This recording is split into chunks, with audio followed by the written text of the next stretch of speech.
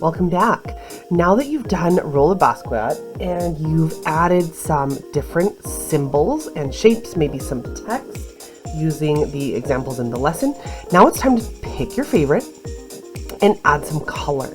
So these three, I think I'm going to set aside, and I think I'm going to color this one. It's my favorite, has the most expression, and I really like the symbols I put in, so this is the one I'm going to choose to color.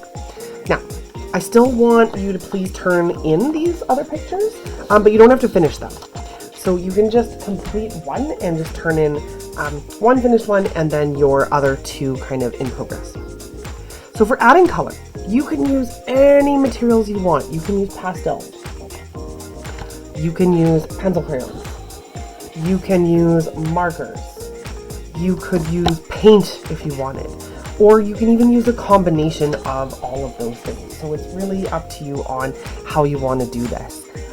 Keep in mind the examples we looked at and the colors that Basquiat is most known for, and how can we be inspired by those colors in creating kind of our own artwork. So let's get started and see what happens.